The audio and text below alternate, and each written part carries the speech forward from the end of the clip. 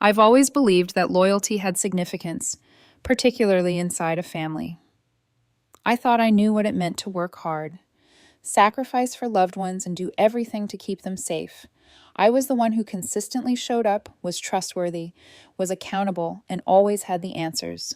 Or solutions I didn't understand, though, that the more I gave, the more they stole, until one day I had nothing left except shattered trust and treachery. I'm Rowena, and I spent more than 10 years working for the family business.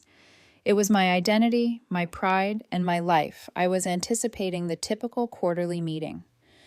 When I arrived at the Houston offices that morning, I thought we would examine the stats, go over the agenda, and perhaps even talk about some new tactics. It was just another Monday, nothing special. However, I sensed a change as soon as I entered the structure. I didn't give any thought to the weird, tight-lipped smile that the receptionist gave me. The business procedures were nothing new to me. However, everything changed as I unlocked the conference room door. The space was decked out as though it were for a celebration. Bouquets of lilies. My mother's favorite flower were on the table, and gold and white balloons were draped in an arch over it. Cupcakes, champagne flutes, and a banner with the words "Celebrating New Leadership" were also there. My heart gave a bewildered jolt as a flood of icy confusion swept over me. This encounter wasn't typical. No one had brought up the idea of a celebration when I set up this meeting. Then I caught sight of Celine with her hair pulled back as if she were about to win an award. My elder sister looked stunning in a cream-colored suit. Our parents, the board, our general counsel, the CFO, and the marketing director were all well-known faces in the room. They all turned to face me, some grinning, some avoiding eye contact. In an attempt to conceal her identity, my mother quickly replied, "Rowena," and "I'm glad you could make it." There was a trace of something I couldn't identify in the edge of her voice despite the forced cheerfulness. With my head racing, I repeated, "Glad I could make it. This meeting was part of my planned agenda." However, nobody had forewarned me of this. The room became quiet when Dad got up. I had no idea what to anticipate, but this was not it. He stated, "Today marks a pivotal moment in our family company's legacy," with pride in his tones. "We are proud to announce the transition of leadership. Celine will be taking over as CEO, effective immediately. Cheers." I stood motionless as the applause sounded like a tsunami through the room.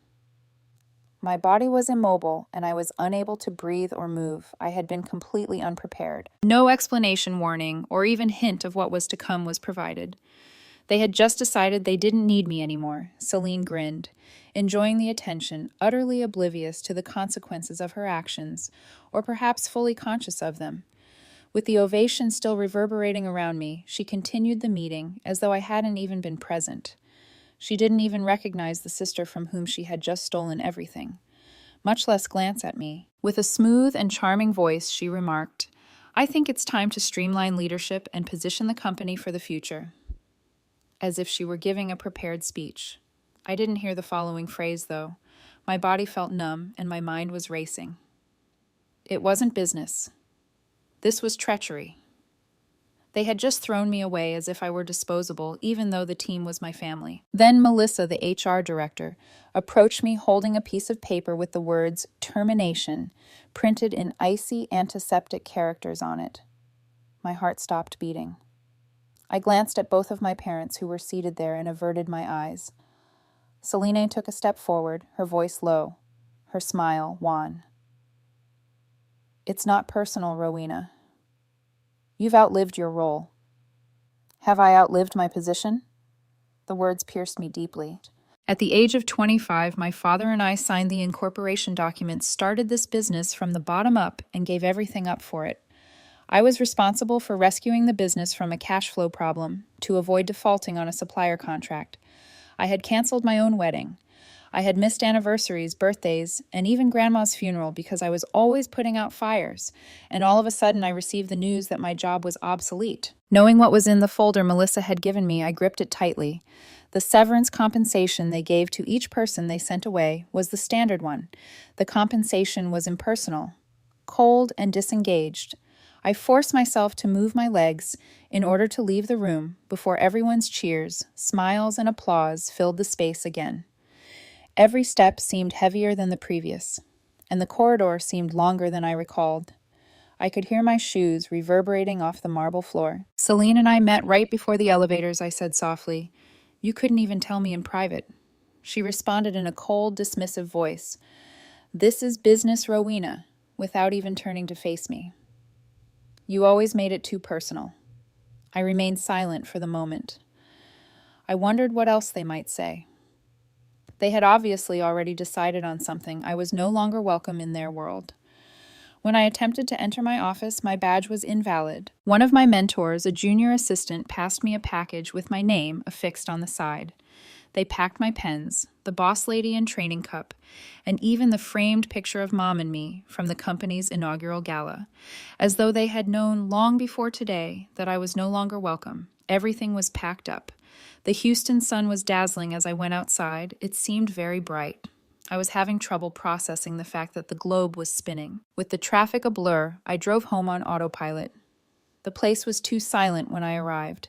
At 9:47 a.m., the coffee maker blinked. On the same day that I had entered anticipating a routine meeting and been dismissed as though I were unimportant. I still had the entire day ahead of me. I rested the box next to me against the counter. My fingers froze as I touched something familiar, a pen, while I opened the drawer in hopes of putting things away. Dad had given me the wooden one when we started the business. The wood was a smooth, dark walnut color. It bore our initials, and he wrote, "You're the future." It struck me as I pushed it on my hand. My breath was taken away by the quick, sharp spurts of sobbing, which were neither dramatic nor loud. I felt foolish. Utilized, deleted. It buzzed on my phone. A news alert appeared. Titan, a family-owned company, maintains its heritage by appointing a new female CEO, Legacy. That legacy had been me. I had constructed it just to have it removed. However, they overlooked one point I hadn't forgotten. The weight of everything that had transpired was too much for me to handle, so I sat there with my phone ringing in my palm. The family business had discarded me like an antiquated asset. I kept going over the events in that conference room in my head. I didn't feel important because of the balloons, the festivities, and their grins. However, they were unprepared for the fact that I recalled everything. It was more than simply the treachery, the abrupt dismissal, or the humiliation. It had to do with what they believed I had overlooked. It had to do with the power I still possessed, hidden among the documents they believed had been lost to time. On the kitchen counter next to me, I opened the box and started going through the contents. Despite my efforts to start the company, they never hung the framed photo of my mom and me from its first gala. I took up the boss lady and training cup, which I had saved as a memento of my progress, and the sacrifices I had made to ensure the success of that business. My throat constricted, but I forced myself to hold back my tears. I wasn't ready to let go just yet. I had no money to lose. I don't have any money to lose at the moment. I pressed my fingertips against something familiar as I delved more inside the box. Dad's pen was the one he had given me when I started working for the firm. We etched our initials on a dark walnut. With pride, he had assured me that I was the company's future. "You're the future," he had said in a hopeful tone. I tried to recall that sensation and cling to it for a brief moment while I clenched the pen and pressed it against my hand.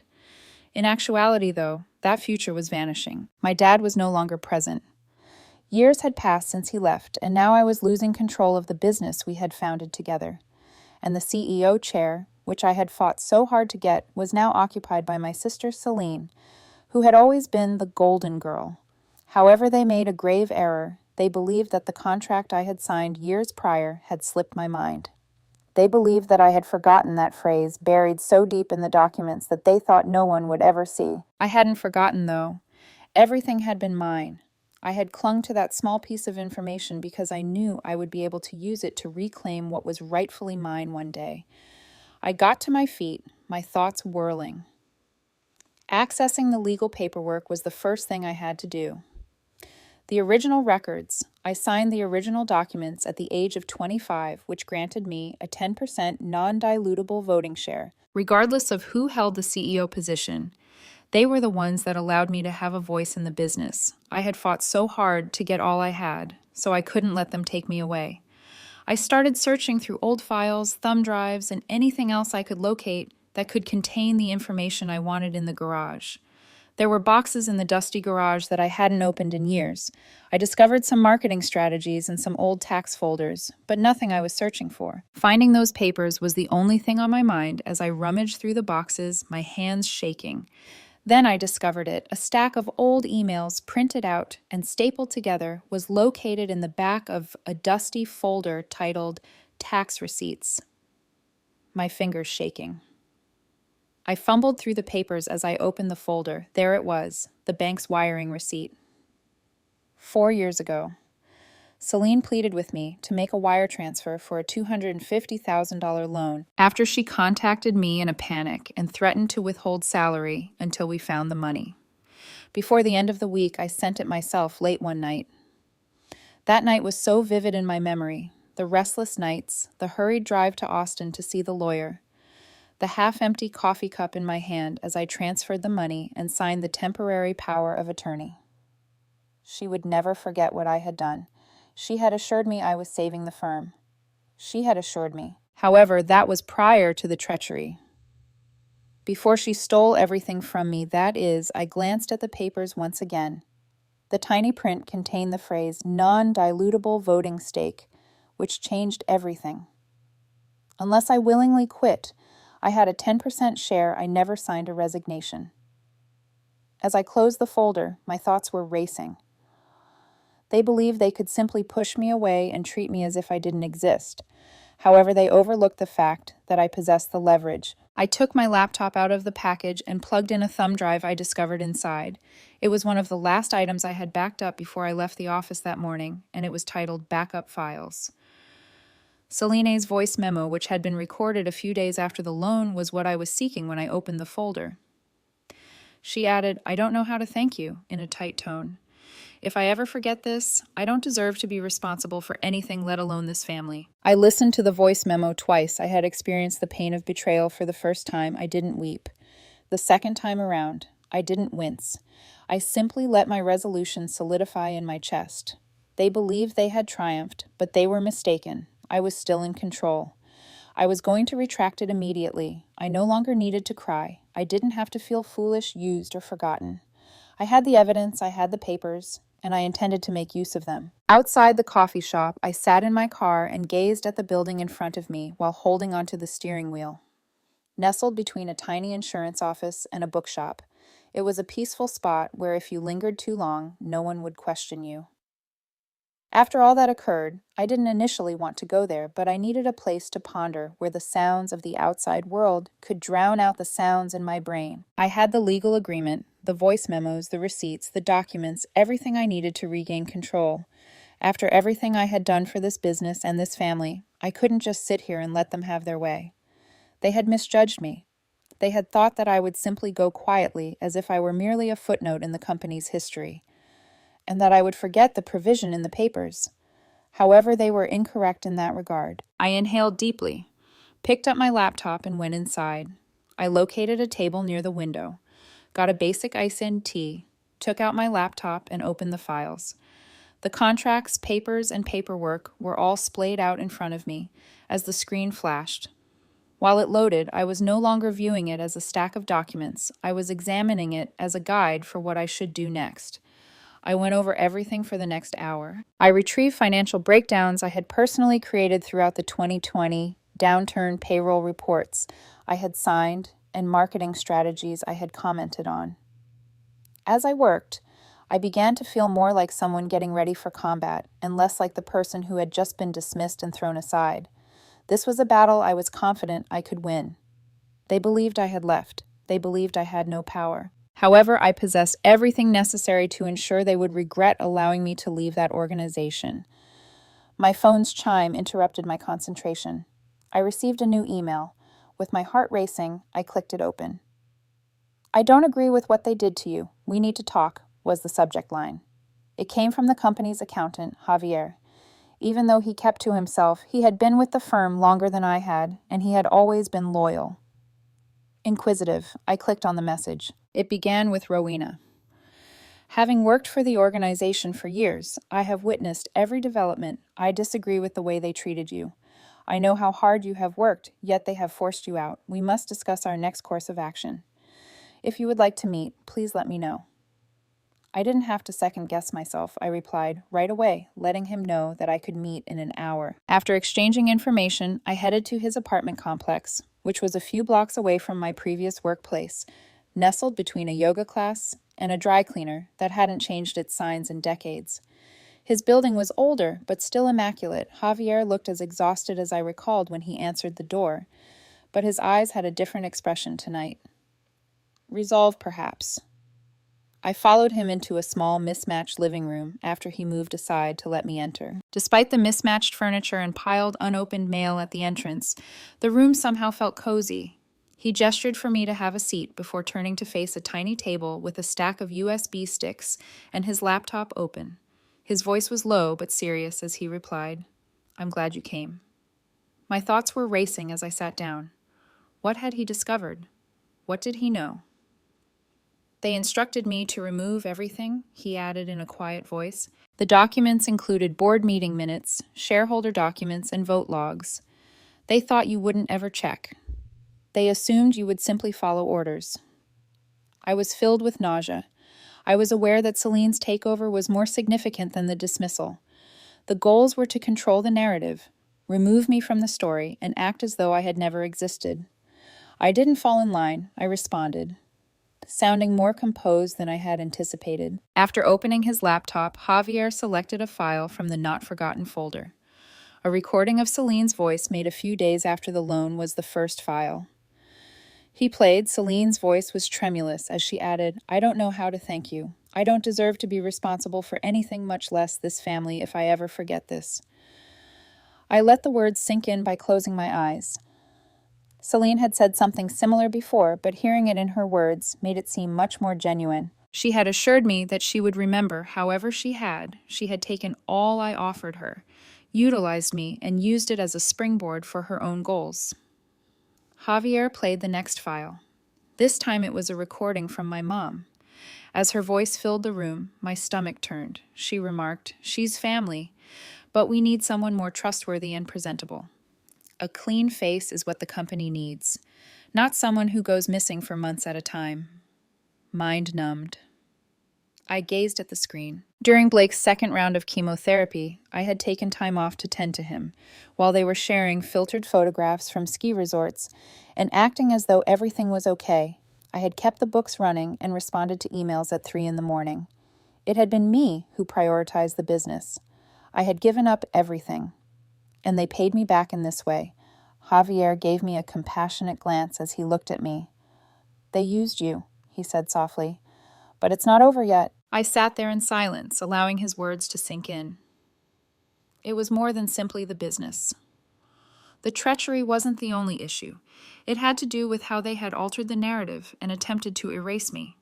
Eventually I remarked, "Javier, I would rather not punish you. However I must fix what they buried, I must ensure that they always remember who I am." He understood and nodded. "I have the originals," he muttered. "I have everything you require." With the resolution setting in my chest, I got to my feet. It was this. Everything changed. At this point, I felt as though I had just crossed a boundary and couldn't turn back as I left Javier's place. He had provided me with whatever I needed to support my claim, including the original papers and recordings. However, it was no longer only about establishing a point I wanted to show my family. I wouldn't be a pawn in their scheme and get back what was mine. It took me a while to return home. I was unable to. I let the streets haze around me as I drove around the city without a purpose. Every light and every turn seemed to be a metaphor for my life. I had been going around in circles trying to fit in and attempting to be the ideal sister, daughter, or employee all this time. What had happened to me? Nothing had happened to me. I parked in a peaceful area next to the river, the type of spot where nobody would anticipate seeing me. I required room. I needed time to reflect and plan. I couldn't just put what I knew out there and hope it would be forgotten. No, I needed to be intelligent. It was my responsibility to ensure that my family would never forget what they had done. I sat there for a while, allowing everything to weigh heavily on me. Celine's and my mother's recordings were present. The financial records are also part of the collection. I was in possession of the faked signatures. Now I had it all in my hands. The lady who had been sacked without hesitation wasn't me. They didn't believe that I would disintegrate and vanish. I started going through the files on my laptop after opening it. The voice memos were the simplest to comprehend as they were unvarnished, unadulterated moments of treachery, and all I needed to knock my family to their knees. However, the recordings weren't the only thing that was important. They believed that I had forgotten the remaining parts of the puzzle. I retrieved the contract I had signed when the business was just getting established years prior. The provision that guaranteed me a 10% non-dilutable voting interest in the business under all circumstances. All the sacrifices I had made, all the sleepless nights and missed birthdays had earned me that authority. They never thought I'd recall that provision, but having it in my possession provided me leverage. I looked at the time. It was becoming late already. I had to move fast. I opened my email, wrote Trina a message, and sent it saying, "I'm ready." The time has come. I had no intention of waiting any longer. The entire drive home had my mind racing. Everything felt different as I entered. The home seemed to be waiting for something to happen since it was so silent. I was no longer able to remain here. I immediately went to my car after grabbing the backpack I had already packed, which included the audio recordings, USB drives, and documents. I was well aware of my destination. The facility was slick, contemporary, and packed with individuals who pretended to know exactly what they were doing. It was just as I recalled. It didn't matter, though. For them, I wasn't present. My sole purpose for being here was to ensure that my family understood the repercussions of their behavior. The Board of Ethics office was bustling with activity when I went in, and there was a lot of business stress in the air. When I got to the counter, the receptionist didn't even look up. I presented my paperwork, the evidence I had spent days compiling. I presented the power of attorney agreement, the fake signatures, and the notary revocation. Everything. The receptionist's eyes widened as she examined the files, but she remained silent. With a simple nod, she led them to the rear, with the scent of freshly made coffee and printer toner filling the air. I sat in the chilly antiseptic lobby and waited. The minutes seemed to drag on for hours. I wasn't anxious, though. I was prepared. I had everything I required. Now was the moment to hold them accountable for their error. At last, a female entered the lobby. She wore a smart suit that shouted authority, and she was tall and self-assured. She identified herself as Marissa, a Board of Ethics senior investigator. For a brief moment, I believed I caught a glimpse of recognition in her eyes as she gazed at me. "Ms., we've looked over your paperwork, Rowena," she remarked in a chilly but kind tone. "We discovered inconsistencies. Many of them. The corporate authority was misused. Documents were faked, and signatures were counterfeited. We intend to proceed with the probe." I didn't grin. I didn't have to. However, I felt a wave of contentment internally. It was this. I had been waiting for this moment, I said steadily. I knew they wouldn't expect this, and they believed that I would simply go, since I was too devoted to defend myself. But loyalty only extends so far when everything you've worked for is at stake. Marissa gave a nod. "You've gone above and beyond. From here, we'll take care of the rest. However, you should be aware that it goes beyond business policies. The meaning is more profound. Beyond the papers. There is a personal component to this." I arched an eyebrow, not quite getting it. "What are you saying?" She leaned a little forward. "The voice memos and the documentation you supplied. They depict your family's leadership in an entirely different light. The issue goes beyond fraud. The issue has to do with something far more important." A beat skipped in my chest. Did she mean what I believed her to mean? Was there anything further to discover? "Miss Rowena, thank you for your time." She got up and held out her hand, saying, "We'll be in touch." I gave her a solid handshake, understanding that this was only the start. However, I had additional knowledge. Recovering what they had taken wasn't the only goal here. This mission was about revealing the falsehoods they had constructed, revealing their true selves to the public, and demonstrating that I was more than simply the trustworthy person who never asked for anything. I was a formidable opponent. I took my phone out of my pocket as I walked out of the building. Trina's text message appeared on the screen. "Rowena, the story is out there. This time they won't get away." I grinned, experiencing a calmness I hadn't had in years. My family had made an effort to ignore me and delete me, but they were unable to handle anything. They couldn't erase my tale. I prepared myself for the following step and walked to my car until they realized what it was like to lose everything. I wouldn't give up. I had spent so much time on the opposite side of the table. It seemed like a waiting game for the next several days, but I was more than prepared to play it. Now that I had started the process, it was all about allowing the truth to come to light.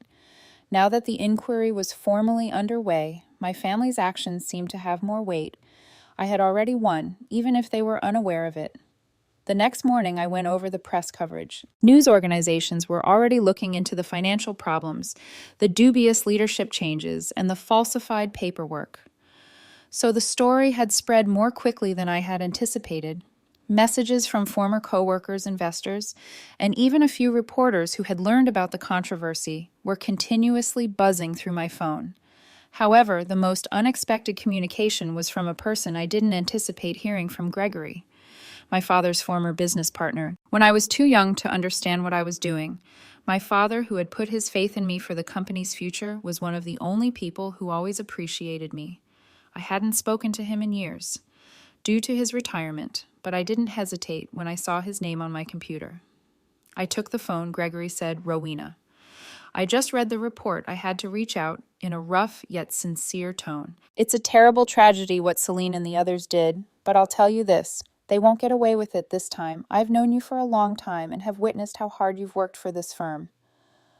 "I don't think they're getting away with anything anymore," I said, nodding, although he couldn't see me. "I can assist," he added, his voice suddenly solemn. "I have some people in the legal community who owe me favors. If you would like, I can begin investigating your sister's actions, her influence in the company's books, and the way she has been rearranging things.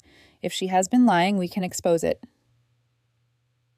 But I didn't say anything right away because I had already decided that I wasn't just going to fight for what was rightfully mine.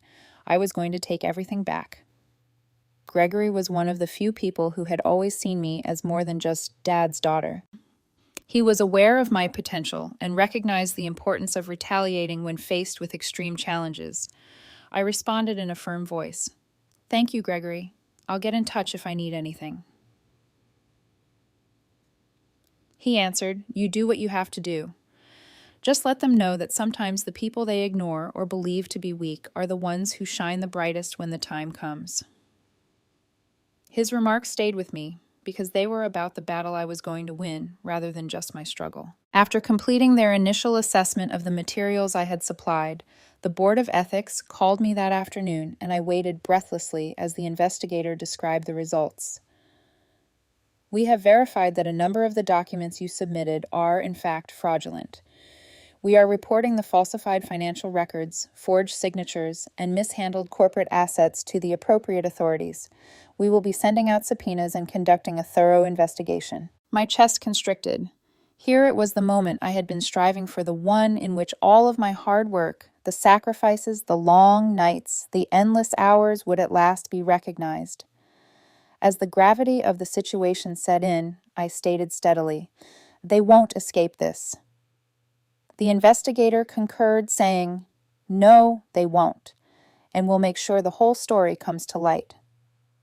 My family always believed they could manipulate me, control me, and silence me, but they had overestimated my strength. I terminated the conversation, but I wasn't relieved yet. Over the course of the following few days, I gathered additional evidence, including emails, receipts, and anything else I could discover that would help me prove my case.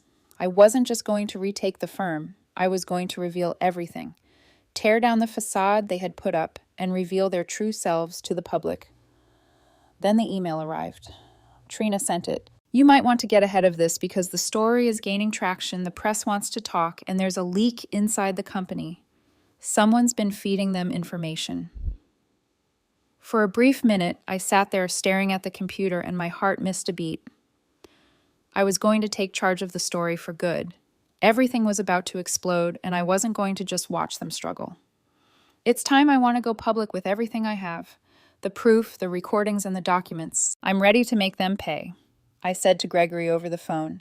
After a little period of silence, Gregory spoke softly. "Are you certain about this? Once it's out, there's no turning back."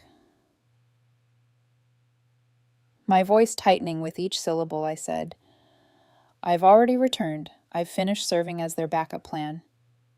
It's time to show them who's actually been running the company all along. A few hours before the press conference, I stood in front of the mirror, straightening my suit and reading over my notes. I was going to reclaim my reputation, legacy, and place in the world, not just call them out. Reporters, photographers, and media representatives crowded the conference room, and as I made my way to the podium, I felt the weight of all the attention on me. I had remained a silent figure in the family business for so long, but now I was ready to step into the spotlight. Now I was at the forefront, ready to reclaim everything that was rightfully mine. I'm Rowena Gale, and I've been a part of this company since its very inception. I've seen the good, the bad, and the ugly, and I've made sacrifices that no one will ever understand, I said, clearing my throat before continuing.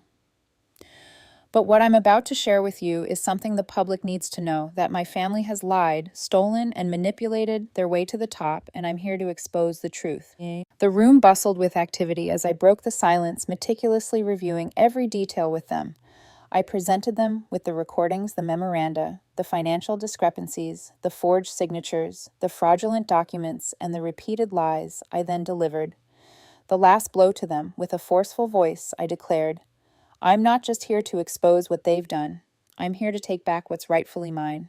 I won't let them take this company and legacy from me anymore. I took a moment to process what I had said, and while my sister watched the live broadcast from her workplace, her phone ringing with messages, I could see the astonishment on her face as the reporters fell silent. I was fighting for everyone who had been marginalized, ignored, or erased. And I was going to make sure they knew the truth. I was no longer just fighting for my own interests. My family had underestimated me, believing me to be weak. But I had proven to them that quiet could be just as powerful as a scream, and I felt a sense of serenity wash over me as the press conference came to an end. The struggle was not yet finished, but I had won the first round. As the sun began to drop over the city, I went outdoors and experienced a sensation I hadn't had in years: freedom, power, and control. And I felt like I could breathe again for the first time in a long time. The conclusion: